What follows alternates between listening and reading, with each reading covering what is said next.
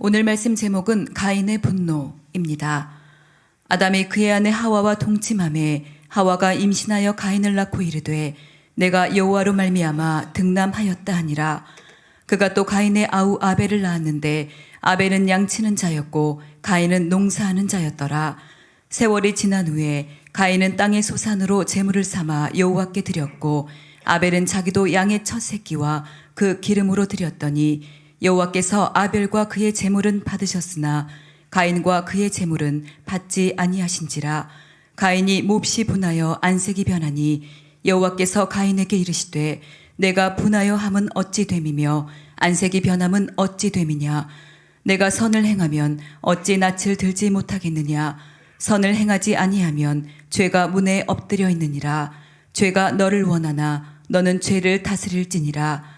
가인이 그의 아우 아벨에게 말하고 그들이 들에 있을 때에 가인이 그의 아우 아벨을 쳐 죽이니라.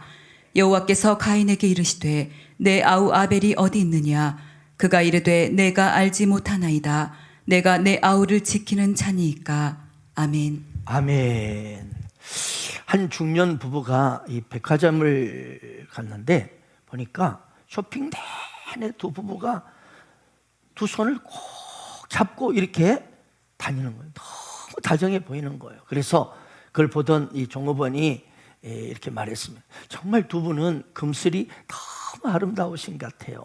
정말 손잡고 꼭 손잡고 다니는 모습이 너무나 보기 좋습니다. 그러자 남편이 탁 미소를 지면서 하는 말이 이것이 아내의 충동 구매를 막을 수 있는 최고의 방법입니다. 네, 우리 남편 되신 분들 백화점 갈 때는요 손을 꽉 잡고 다니세요. 그래서 좀 아닌 것은 다 이렇게 하시기 바랍니다. 자, 몇 년 전에 이 강원도 삼척에서 어느 한적한 이 산길 도로입니다. 이 산길 도로에서 끔찍한 사건이 발생했습니다. 어떤 사건이냐면 이 강원도로 신혼여행을 떠났던 부부가 운전하던 이 차량에서 이 부부가 총탄에 맞고 핏주사야 된 채 죽어 있었던 것입니다.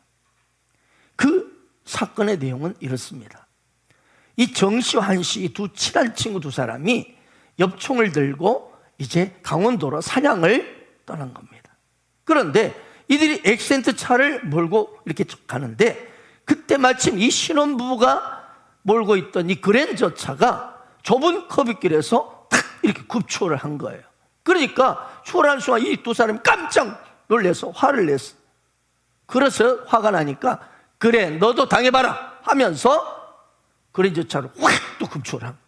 그러니까 이 부부 남편도 자존심 있잖아요. 이 아내가 옆에 그것도 지금 보고 있는. 그러니까 또 이 액센트로 확 추월하고 이러면서 서로 서너 번 팍 서로 막 이렇게 경쟁하듯이 추월하다가 여기에 그냥 화가 난 이 두 친구 정 씨와 한 씨가 그냥 자기들이 가지고 있던 엽총을 가지고 사냥총을 가지고 그냥 옆에서 막 쏴버린 거예요. 난사해버린 겁니다. 그래서 이 신혼부부가 피투성이 된 채 죽은 거예요. 이들이 나중에 살인 이유를 물어보니까 뭐라 했냐. 우리 차를 추월해서 순간적으로 너무 화가 났다는 거예요. 그랬다는 거예요. 이 우발적인 분노, 한순간의 분노가 초래했던 비극적인 사건이었던 거죠. 또 얼마 되지 않았습니다. 이 서울 서초동의 한 아파트에서 30대 남성이 이 동거하던 여친이 이별을 요구하니까 한순간의 분노를 참지 못하고 흉기를 그냥 부엌에서 가져가지고 막 휘둘러가지고 처참하게 살해해버렸습니다. 이처럼 인류의 역사 속에 이 최초의 인간의 분노, 이 가인의 분노로 인한 범죄 이후에 지금도 이 분노 때문에 수많은 끔찍한 사건들이 벌어지고 있습니다. 그런데 이 성사학자들은 말합니다. 성경을 연구하면서 분노와 이 죄악은 구분할 필요가 있다는 것을 지적합니다. 이 분노의 감정 그 자체를 죄악으로 정죄할 수는 없다는 거죠. 그것을 성경을 통해서 본다는 거죠. 자, 그래서 우리가 가지고 있는 분노도 무조건 나쁜 게 아니라는 거예요. 어떤 경우는 정의로운 이 거룩한 분노가 있다는 거죠. 아멘. 요한복음 2장에서도 보면 우리 예수님께서 성전에 들어가셔서 어땠습니까? 소와 양, 비둘기를 파는 이 장사꾼들, 또 돈을 바꿔주는, 환전해주는 사람들 노끈으로 채찍을 만들어가지고 막 다 쫓아내서 상들 다 엎어버렸어. 하나님의 아들이신 그분조차도. 그렇습니다. 여러분, 분노는 인간의 자연스러운 감정입니다. 그래서 성경은 에베소 4장 26절에 보면 분을 내어도 죄를 짓지 말라. 해가 지도록 분을 품지 말고 마귀에게 틈을 주지 말라. 즉 뭐예요? 분노와 죄는 따로 구별하라는 것입니다. 분노가 있고 그것이 지나치면 이제 죄까지 간다는 거예요. 아멘. 그러므로 분노 자체를 정죄하지 말라는 거예요. 그렇습니다.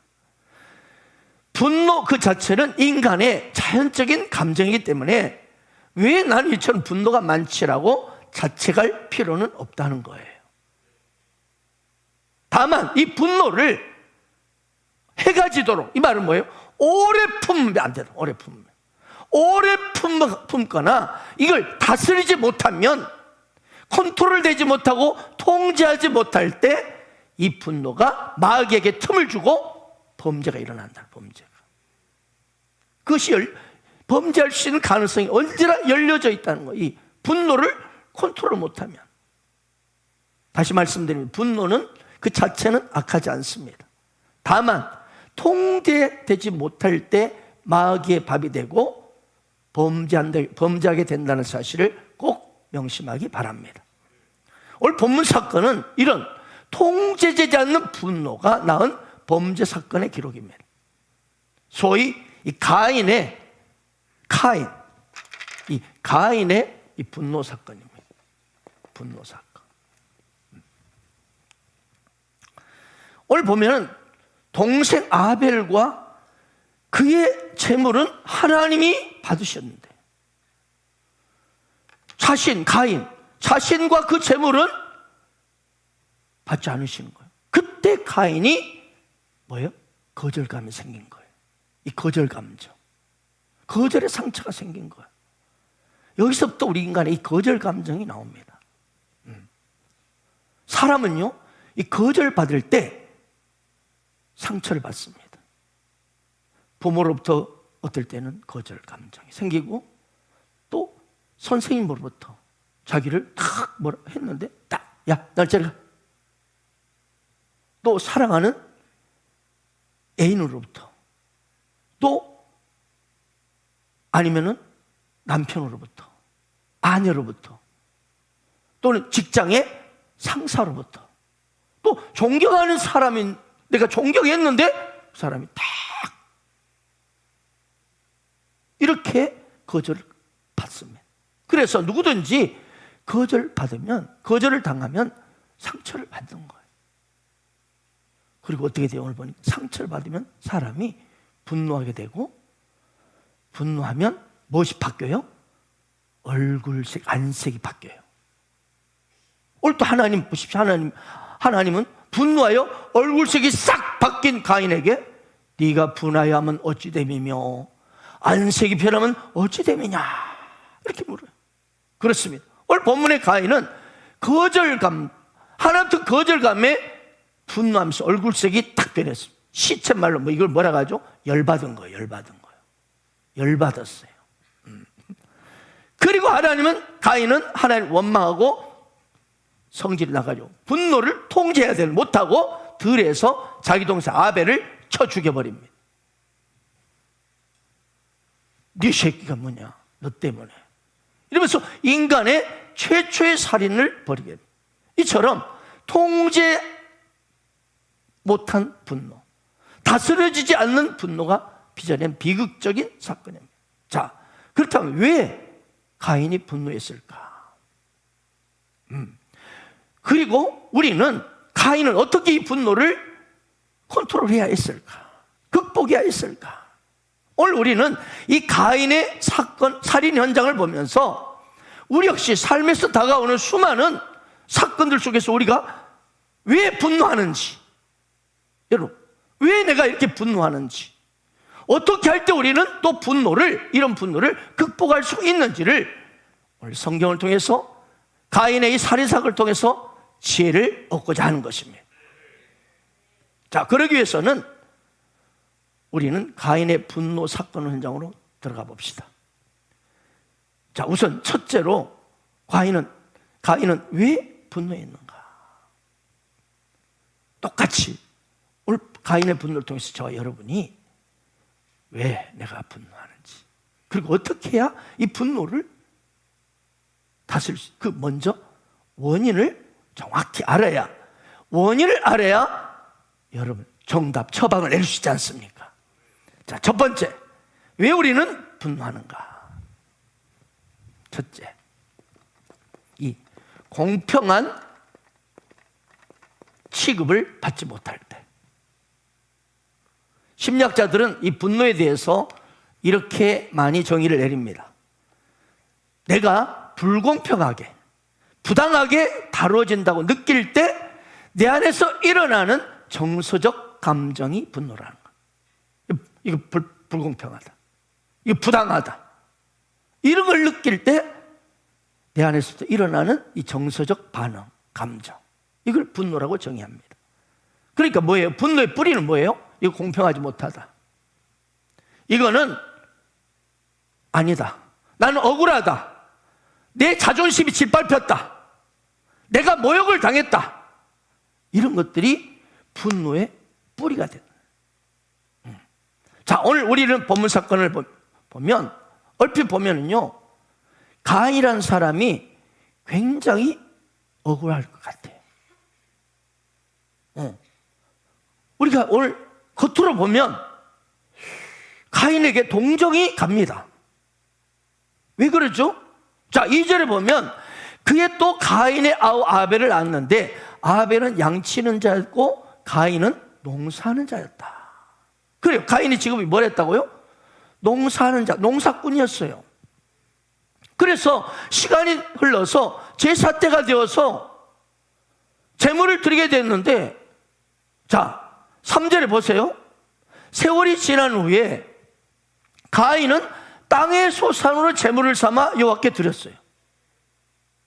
자, 여러분, 농사꾼이 농사를, 땅의 소산, 농사의 이 소산으로 당연히 농사를 지어서 농산물로 제물을 드리게, 이게 뭐가 잘못됐습니까?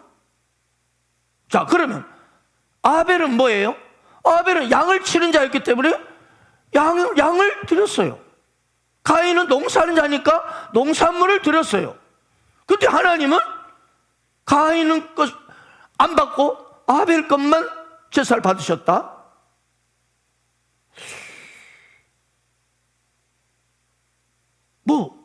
여러분 이해가 가십니까? 왜 하나님은 아벨의 제사는 받아주시고 가인의 제사는 거절하셨냐? 이거예요. 자, 5절 보십시오. 가인과 그의 제물은 받지 아니하신지라 가인이 몹시 분하여 안색이 변하니. 가인이 분노했어요. 그리고 어떻게 됐어요? 안색이 뭐예요? 얼굴빛이, 여러분, 화가 나면 사람이요, 제일 먼저 뭐가 변해요? 얼굴빛이 변합니다. 옛날이나 지금 사람이나 다 똑같아요. 내가 무슨 말을 했는데 상대방이 갑자기 얼굴빛이 싹 변한다? 빨리 후퇴하시기 바랍니다. 빨리 분위기 파가고 물러서기 바랍니다. 자, 그런데 아무튼 우리가 봐도 가인이 좀 억울하지 않아요? 아니, 농사꾼이 농산물을 초산으로 드렸어. 자기 동생 아벨은 양치 기른 자였기 때문에 당연히 양을 드렸어요. 그런데 왜 하나님은 아벨의 제사는 받고 가인의 제사는 안 받으셔서 거절하셨는가? 가인의 표현은 억울할 수밖에 없죠. 그러죠. 그래서 나라도 좀 기분 나쁠 필요 있잖아요. 기분 나쁠 수 있잖아요. 그렇다고 우리는 하나님이 잘못했네 이렇게 할 수는 없죠. 아멘입니까? 하나님은 우리 생각과는 차원이 다른 분이기 때문에, 하나님은 전지전능하신 분이기 때문에 모든 걸 아시는 하나님께서 잘못할 리가 있겠습니까? 아멘. 자, 이 부분에 대해서 신학자들은 여러 가지 다양한 해석을 하는데요, 저는 지난 주일에 이 부분에 대해서 해석을 해드렸어요. 기억나실란가 몰라. 자, 가인이 땅의 소산으로 제물을 삼아 드린 것은 결코 잘못이라고 할 수 없습니다. 그런데 가인은 땅의 소산을 제물을 드리고 아벨은 양의 제물을 드렸을 때 아벨이 드리는 제물은 그냥 양이 아니었다는 거죠. 그 앞에 붙어있는 수식어가 매우 주목할 만한 수식어가 딱 붙습니다. 지난 시간에도 우리 살펴봤어요. 4절 다시 한번 읽어볼까요? 아벨은 자기도 양의 첫 새끼와 그 기름으로 드렸더니 여호와께서 아벨과 그 제물은 연락하셨어요. 자, 아벨이 뭘 드렸어요? 그냥 양입니까? 아니에요. 양의 첫 새끼와 기름을 드렸어요. 무슨 말이에요? 첫 번째 새끼, 첫 새끼, 굉장히 의미한, 이걸 우리가 주목해야 해요. 첫 것을 드리는 거예요. 가장 처음 것. 아멘. 그리고 기름은 어떻습니까? 반드시 기름을 드리려면 이 많은 이 양의 뭐예요? 몸뚱이에서 기름만 구별해내는 특별한 정성의 시간이 필요합니다. 그걸로 드린 거예요. 지난 시간에 이 말씀도 은혜를 받았지요? 네, 첫 새끼는 삶의 우선순위예요. 마음의 우선순위. 그리고 기름은 나의 정성과 구별이 담긴 의미였습니다. 지난 시간에 기억나십니까? 그냥 주일 예배 드린다고 그냥 와서 점 찍고 가. 아예 그냥 찬양 다 끝날 때쯤에 오고 또 죽도 하기 전에 막 도망치듯이 가요. 또 예배 시간에 뭐 똑같이 예배를 드리고 있는데 그냥 뭐예요? 휴대폰이나 만지고 있고 딴 생각하고 딴 생각. 똑같이 앉아 있는데도 지금 이 시간에도 그럴 수 있어요. 똑같이 겉모습은 똑같아요. 시간에서 말씀드렸죠. 많은 헌금이라도 어때요? 벌써 그걸 막 여러 가지로 해가지고 막 다리미로 하고 또 계속 지급해서 돌려가지고 새 돈을 똑같은 5만 원인데 여기에 정성과 구별이 담겨 있다는 거죠. 아멘.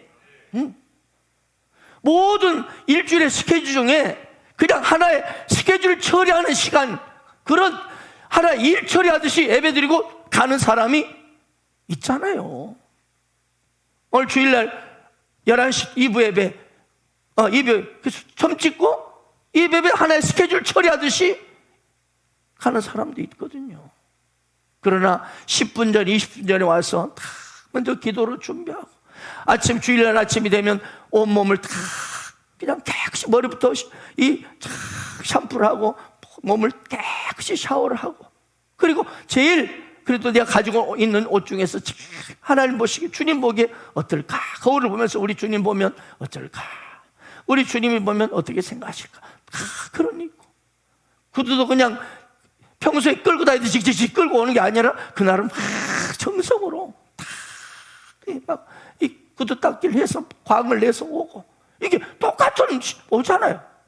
근데 여기에 여러분 정성과 구별이 있다는 거예요. 바로 그거예요.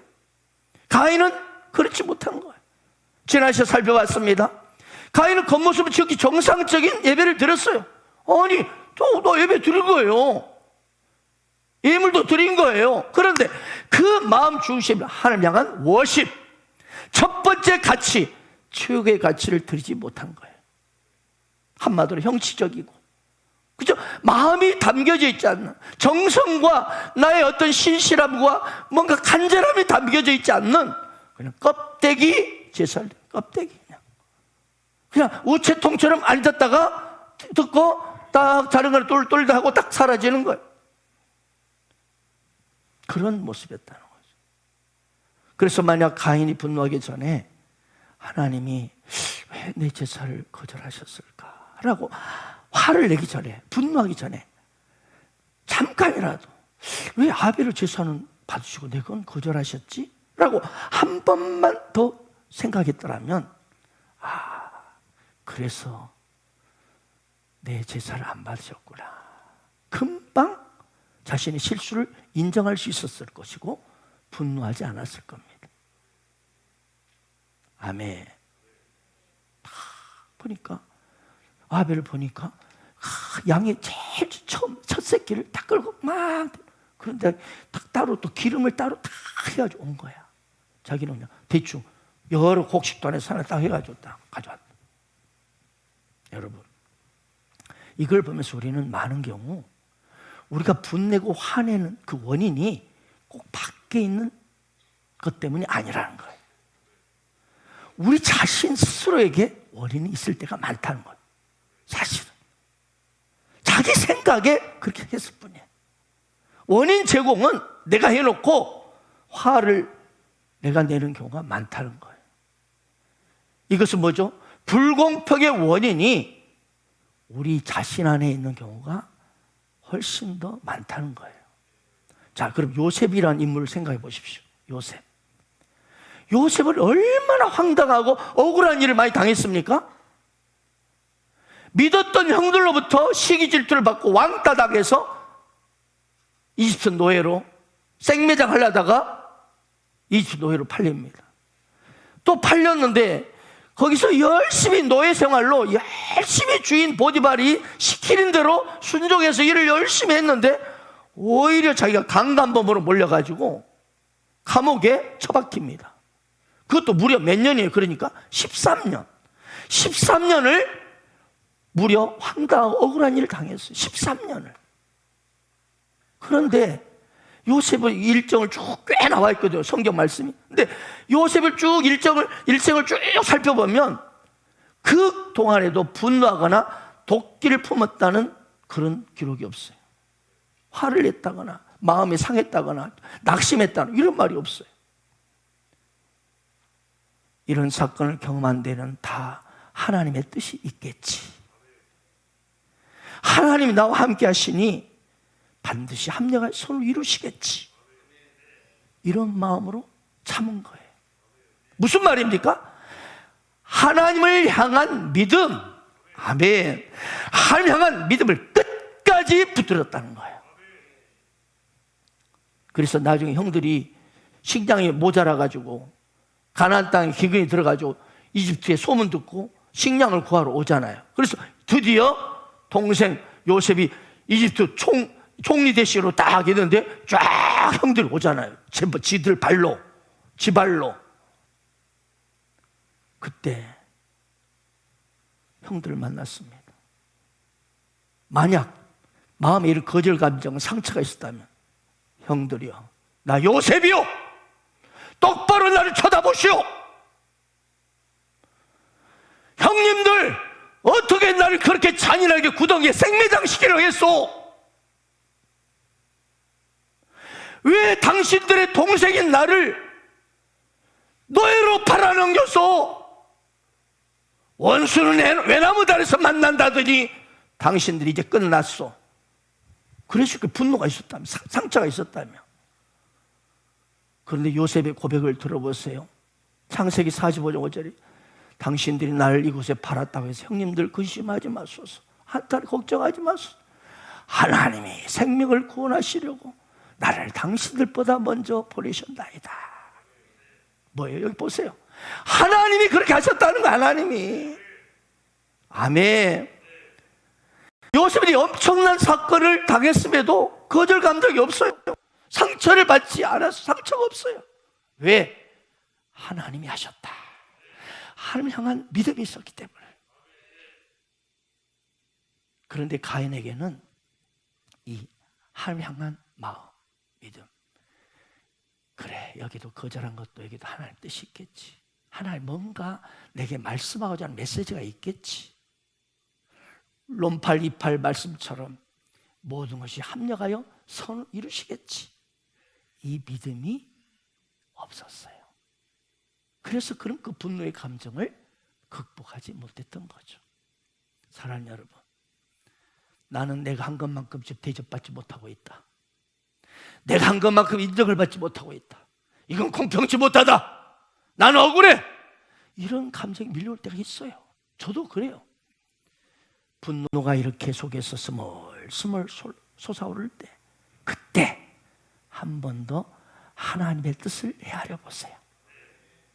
믿음으로 그 사건을 해석해 보세요. 여기도 하나님 뜻이 있겠지. 이 사건도 하나님 합력해서 반드시 서로 이루어 주실 거야. 이 믿음 말입니다. 우리 그거 알잖아요. 우리 하나님은 나의 머리털까지 세시는 하나님이시잖아요.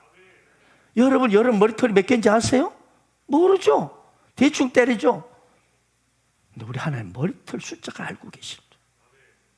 아멘.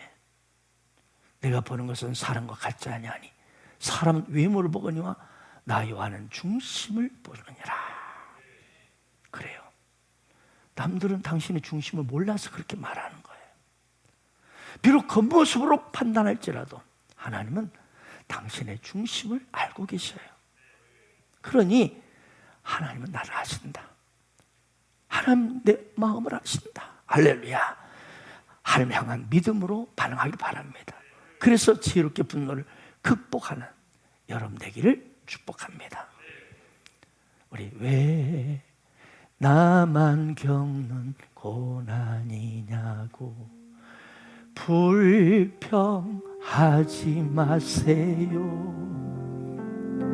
고난의 뒤편에 있는 주님이 주실 축복 미리 보면서 감사하세요.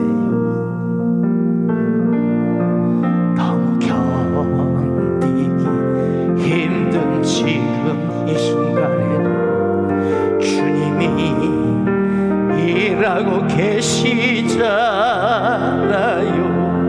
남들은 지쳐 앉아 있을지라도 당신만은 일어서세요. 힘을 내세요.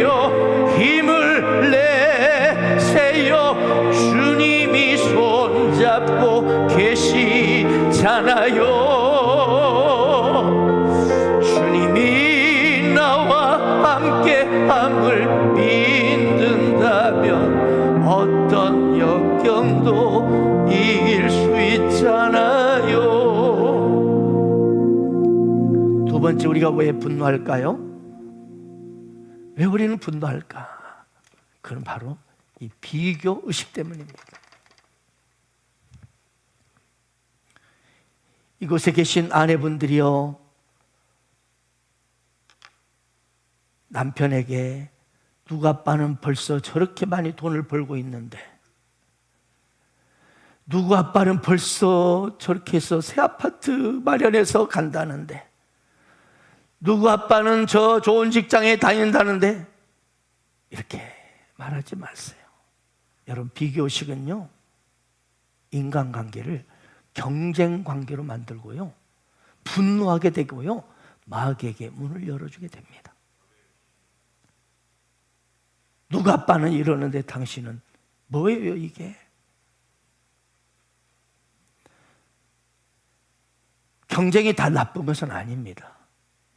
왜죠? 선의의 경쟁이 있잖아요. 선의의 경쟁은 우리의 삶에 동기를 부여합니다. 그래서 우리의 삶을 발전시킬 수 있는 그런 어떤 원동력이 될 때가 많습니다. 그런데 비교식, 이 비교식 갖게 되면요, 선의적인 경쟁은 사라집니다. 그냥 악의적인 경쟁만 하게 돼 있어요. 그러므로 문제는 공동체 안에서 이런 역기능적인 비교식을 어떻게 우리가 극복하느냐가 중요합니다. 그런데 고린도후서 5장 17절 보면 그런즉 누구든지 그리스도 안에 있으면 새로운 피조물이라. 이전은 지나갔으니 보라 새 것이 되었도다. 그렇습니다.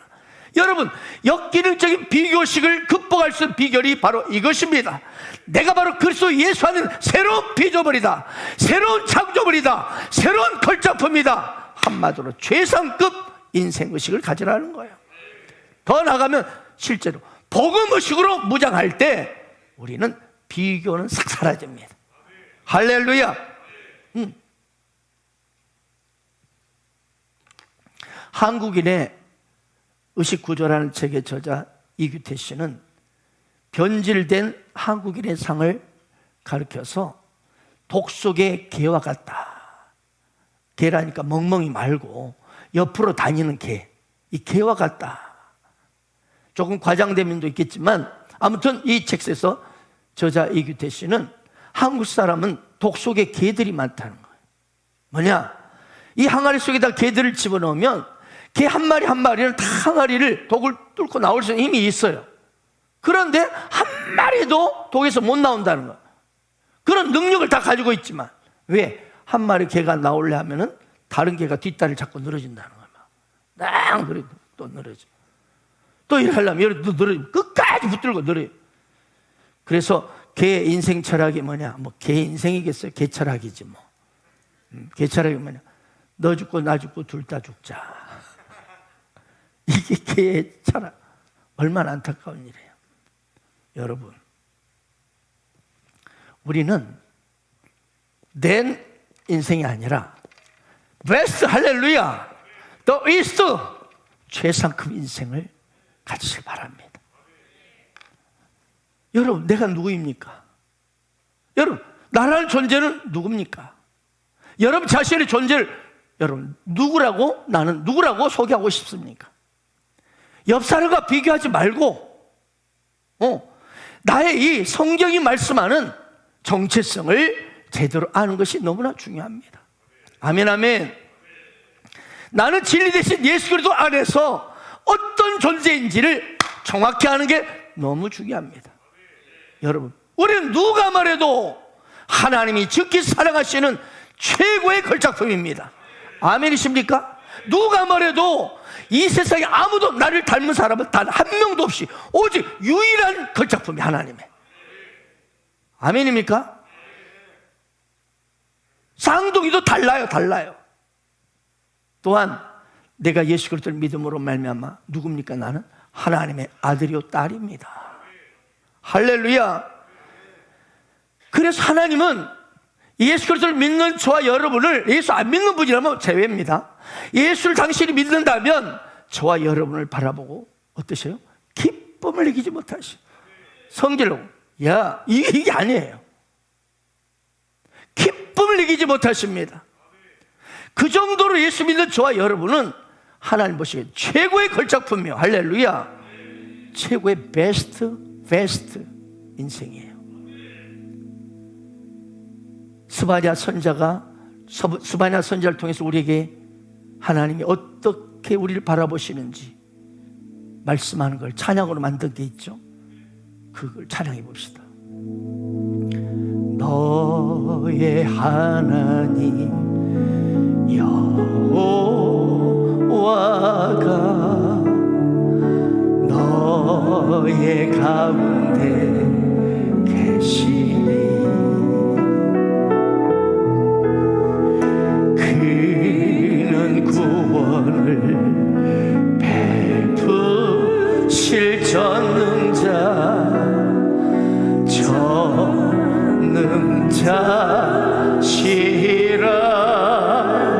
서로 바라보며 그가 너로 인하여 기쁨을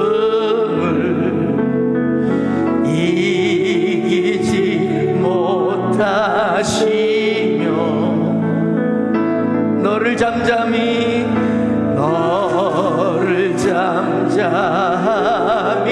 사랑하시며 즐거이 부르며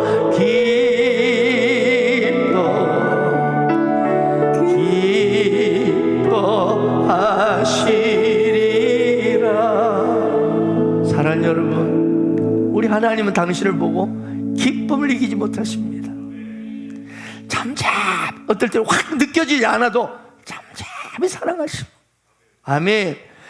여러분을 보고 즐거이 부르며 뭐라고요? 즐거이 부르며 기뻐하시리라. 우리 하나님은 잘못하면 내 이놈 꼼짝 마라, 그런 하나님이 아니라는 거예요. 못났어도 연약해도 실수해도 그래도 너는 내 아들이. 할렐루야. 우리 부모도, 육신의 부모도 내 새끼가 막 잘못해도 그래도 이렇게 하는데 하물며 하나님은 어떠시겠습니까? 아멘. 악한 너일지라도 자식에게 좋은 걸 줄 줄 알고 하물며 하늘에 계신 너희 아버지일까 보냐. 여러분, 예수 믿는 당신은 누굽니까? 여러분, 당신이 누군지 정확히 아는 게 너무 중요합니다. 이럴 때 분노는 싹 비교식이 사라지고, 할렐루야. 베스트 인생으로, 할렐루야. 더 이상 모든 정도를 추구하는 인생이 아니라 베스트, 이스트 인생으로 당당하게 살아가게 되는 거예요. 여러분, 우리가 너무나 잘 아는 베드로서 2장 9절 말씀 아시죠? 그러나 너희는 택하신 족속이요 왕같은 제사장이요 거룩한 나라요 하나님의 소유된 백성이니. 또 로마서 8장 30절 34절 보십시오. 또 미리 정하신 그들을 또한 부르시고 부르신 그들을 또한 의롭다 하시고 의롭다 하신 그들을 또한 영화롭게 하셨느니라. 그런즉 이를 대하여 우리가 무슨 말을 하리요? 만일 하나님이, 여러분 이름을 넣어도 좋아요, 하나님이 박영을 위하시면 누가 박영을 대적하리요? 아멘. 자기 아들을 아끼지 아니하시고 우리 모든 사람을 위하여 내주신 이가 어찌 그 아들과 함께 모든 것, everything, 모든 것을 당신에게, 우리에게 주시지 않겠느냐. 여러분, 서리법은 무슨 법이에요? 강조법이에요. 반드시 책임져 준다는 거예요. 또 누가 능히 하나님께 택하신 자들 고발하려? 의롭다 하시는 하나님이시니. 하나님 의롭다 하신다니까요. 아멘. 누가 정죄하리요? 죽으실 바에 다시 살아나시는 그리스도의 수진이 그는 하나님 우편에서 계신 자요 당신을 하여 강구하시는 자시니라. 그렇습니다. 우리는 이처럼요, 예수 믿는 당신은 누구하고 비교할 수 없는 이 비교급 인생이 아니라 최고의 베스트 인생이에요. 엄청난 이 영화로운 인생, 절대 승리의 인생, 위대한 인생, 축복의 인생이 바로 당신입니다. 아멘. 그러므로 사랑하는 여러분, 더 이상 비교급 인생으로 살지 마세요. 저 사람 저를 졌는데 나는 직장은 이것밖에 안 되고, 저 사람 외모는 저런데 나는 이게 뭐냐. 비교급 인생이 저절로 비판과 분노와 정죄가 찾아옵니다. 비교급 인생은 저절로 경쟁의식이 생깁니다. 저 사람 누르고 내가 올라서야지. 그래서 이 사람은 잘 나가면 교만하고 못 나가면 낙심합니다. 여러분, 예수 그리스도 안에 있는 최상급 인생으로 가슴을 활짝 펴고 당당하게 살아가길 바랍니다. 제가 늘 말하지요, 원룸에 살고 있어도, 월세방을 살고 있어도, 여러분, 김치 하나에 반찬으로 내가 밥을 먹고 있어도 나는 누구냐? 예수 그리스도 안에서 왕같은 제사장이다. 하나님의 소유된 자녀다. 모든 것을 주시는 이가 하나님이 나와 함께 하신다. 당당하게 우리는 최상급 주님만이 유일한 내가 최고의 걸작품입니다. 비교급 인생은 늘 경쟁하고요, 피곤한 인생이고요, 스트레스 많아. 비교하니까 경쟁해야 되거든. 따라잡으려니까 막 피곤하고 스트레스거든. 그러면서 나중에는 안 되면 조금만 말 한마디 하면서 분노가 일어나. 네가 뭔데?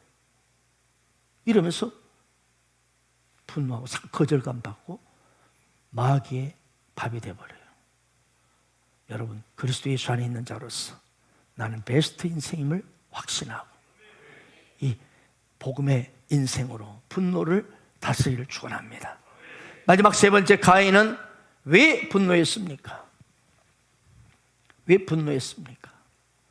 그리고 어떻게 돼요? 죄의 소원이 있습니다. 죄의 소원. 죄송합니다. 죄의 소원. 소원을 다스리지 못해서 분노를 내버렸어. 사랑하는 여러분, 분노한다, 내가 화가 난다, 이건 어쩔 수 없어요. 저 박영 목사도 분노할 때 있어요. 화가 나요, 막. 우리 인간이기 때문에 이 분노의 감정을 안 가할 수가 없어요. 그런데 문제는 그 감정이 일어날 때 그것을 더 이상 범죄까지 나가도록 이 발전하는 것을 미리 차단하는 지혜가 필요하다는 거죠. 분노하는 감정은 자연스럽게 뭐가 일어나요? 오늘 본문에 죄악의 소원을 이렇게 죄가 딱 죄를 범죄하고 싶은 소원이 쫙 일어납니다. 여러분, 분노가 화가 나면 어떻게 됩니까? 저 베이비 한 대 콱 쳐버리고 어휴 저걸 어휴 그냥 마음이 불끈 막 이러잖아요. 이게 죄악의 소원이에요, 소원. 그런데 이것이 죄악의 소원이 행동으로 나타나지 않도록 다스려야 합니다.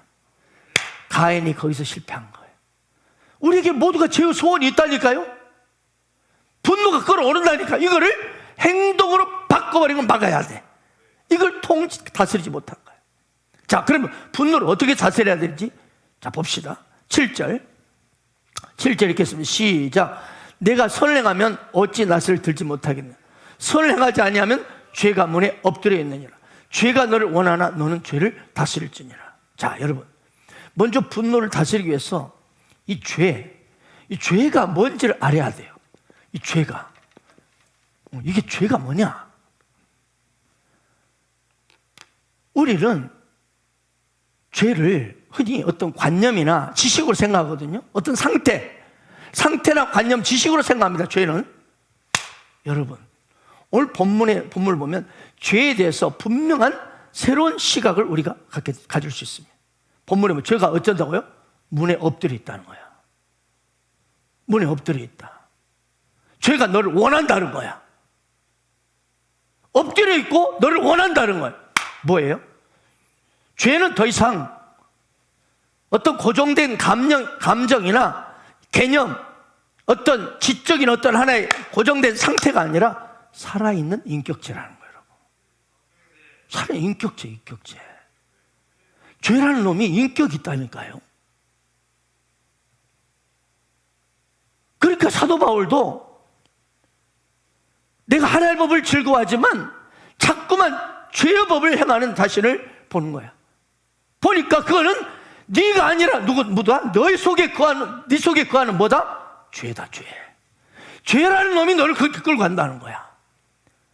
너를 그렇게 하나님 법을 지키기를 원한다는 거야.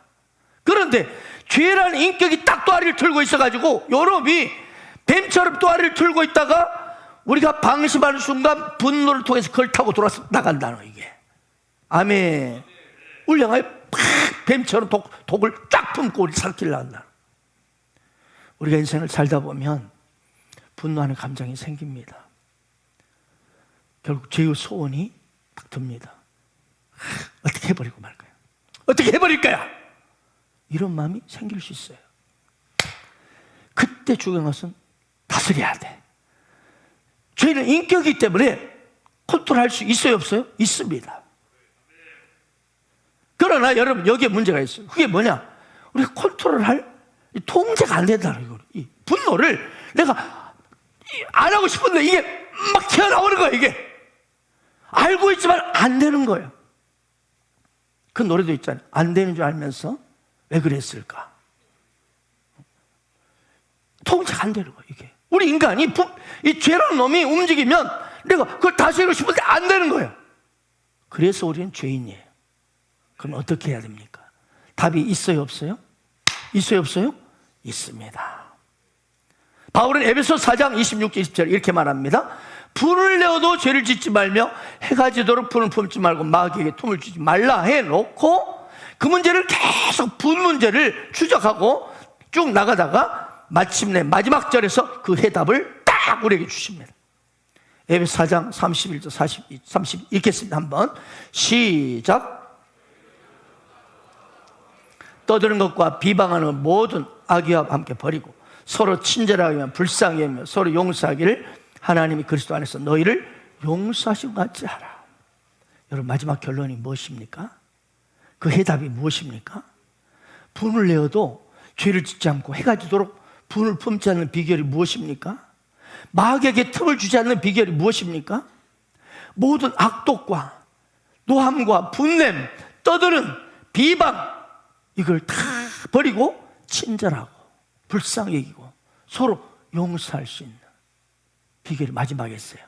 뭐예요? 하나님이 그리스도 예수 안에서 너희를 용서하신 것 같이 하라. 할렐루야. 그렇습니다. 하나님의 용서, 하나님의 나를 향한 그 십자가의 용서, 한마디로 우리 주님의 십자가 사랑을 가슴에 품으라는 거야. 아멘, 아멘. 주님의 십자가로부터 나오는 그 나 같으니 벌어진 인생을 위해서 기꺼이 생명을 비 흘리신 그 골고다 언덕을 오르셔서 처참히 찢기신 그 크레이지 러브, 그 위대한 사랑, 그 엄청난 사랑과 은혜로 내가 이 추악한 죄인이 모든 용서받고 영원한 의와 자유와 승리와 축복을 내가 받았다. 아멘. 나는 그리스도 예수 안에 그분의 위대하신 사랑과 의의 능력 그리고 승리, 축복 안에 있는 사람이다. 이 진리의 십자가 사랑을 인식하고 가슴에 이 은혜를 품을 때, 할렐루야, 이 은혜를, 십자가의 은혜를 가슴에 품을 때 분노는 눈 녹듯이 사라지게 되는 것입니다. 로마서 바울은 6장 14 이렇게 말합니다. 죄가 너희를 주장하지 못할 것이다. 죄가 문에 엎드려 세워 소원이 있지만 죄가 너희를 주장하지 못하는 비결, 이는 너희가 법 아래 있지 않냐고. 뭐다? 은혜 아래에 있기 때문에.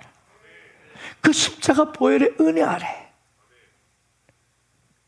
내가 있음을 다 인정하고 주님을 십자가를 바라볼 때 죄가 힘을 잃어버린다는 거예요. 아멘, 아멘. 그렇습니다. 어떻게 우리가 일어나는 분노와 감정을 죄악이 되지 않도록 내가 스스로를 극복할 수 있습니까? 대답은 원웨이입니다.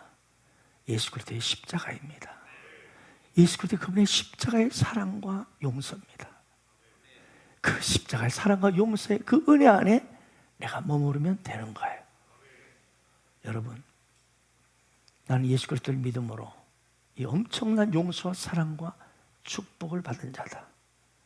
이런 어마어마한 십자가의 사랑을 내가 받은 자인데, 이 엄청난 은혜를 내가 받고 있는 자인데 어떻게 이런 문제 앞에 내가 분노할 수 있는가? 주님의 그 십자가 사랑을 바라보는 겁니다. 내가 1만 달란트 탕감 받은 놈인데 어찌 100데나리온 그 정도를 못 참고 내가 그 십자가에 평생 갚아도 갚을 수 없는, 평생 갚아도 빚진 자 되어 주님의 빚진 자 되어 아멘. 주님 가신 길 택하였건만 눈물만 솟구치네. 아멘. 그렇습니다. 예수 그리스도 In Christ 안에 있는 나, 그리스도의 옷을 입은 나, 할렐루야, 그 영원한 자유, 승리, 행복, 기쁨, 축복을 바라보세요. 그러면 그까지 나한테 막 했던 거, 그 사건 조족지혈입니다. 아무리 떠들고 상처를 줘도 할렐루야, 아멘. 우리의 분노가 눈 녹듯이 사라지고 마귀의 틈을 주지 않고 승리할 줄 믿습니다. 하나님의 사람 무디 목사님이요, 미국의 중서부 도시에 큰 전도대회를 열게 되었어요. 그런데 집회 앞에서 이제 며칠 전에 호텔에 도착을 해서 이제 아침에 일어나 씻으려고 보니까 막 스태프들이 막 참모들이 오는 거예요. 보니까 조간신문에 막 기사가, 무슨 기사가 나, 헤드라인에 뭐라고, 교만한 전도자 무디, 교만한 전도자 무디라는 이 제목으로 크게 기사가 돼 있어요. 무디가 바쁘고 여러 가지 상황이 많기 때문에 기자들이 막 인터뷰 하자고 했는데 거절한 것을 기자들이 기분 나빠가지고 막 그렇게 해버려요. 교만한 무디, 교만한 전도자 무디다! 화가 나가지고. 그걸 보고 막 스태프들이 막 신문을 들고 온 거예요. 그러니까 이 조간 신문들마다 막 이렇게 교만한 전도자 무디! 이렇게. 무디 목사님 어찌 이럴 수 있습니까? 막 화가 나게 온 거야. 그래서 무디 목사님 신문을 다시 한번 쭉 보더니 껄껄껄껄껄 웃더랍니다. 그래서 하는 소리가 뭐냐 하면 이 사람들 사람을 잘못 바꾸면 나는 이 신문 기사를 난 것보다 훨씬 더 악해. 나는 훨씬 더 교만하다고. 이 정도면 잘 썼네 뭐. 여러분, 우리가 사실이지 않습니까 이거는?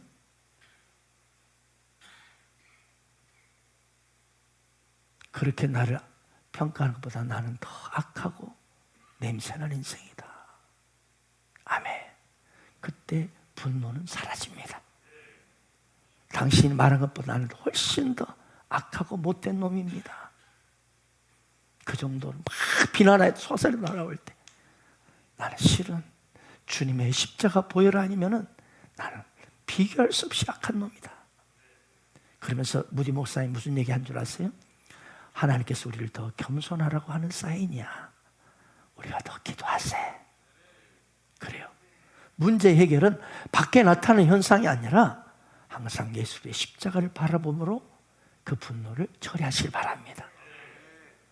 고린도서 15장 55절에 사망한 너의 승리가 어디 있느냐? 사망한 너의 쏘는 것이 어디 있느냐?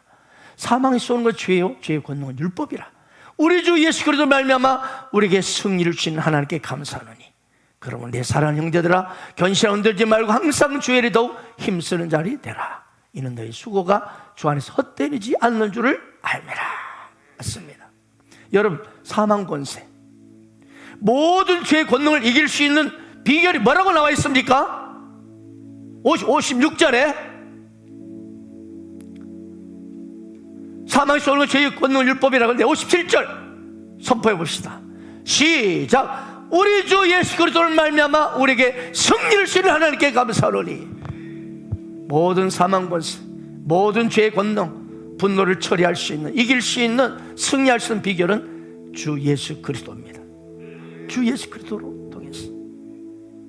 그렇습니다. 예수 그리스도 그분의 십자가, 그 사랑을 바라볼수록, 그분의 보혈을 생각할수록, 그분의 그 부활의 영광 안에서 나 같은 죄인을 영생을 주시고 그 부활의 영광 가운데 올려주시는 것을 볼수록 하나님 우리에게 성령을 더 물붓듯이 부어주십니다. 그러면서 우리가 도저히 할 수 없는 이 분노 문제, 죄악 문제 처리할 수 있도록, 이길 수 있도록, 다스릴 수 있도록 해주십니다. 그렇습니다. 조용히 예수님의 오늘 이 시간 십자가를 바라보세요. 주 예수 그리스도의 십자가를 바라볼 때 우리 안에 모든 분노가 사라지고 사랑하는 능력을 다 주실 줄로 믿습니다. 사랑하고 축복합니다.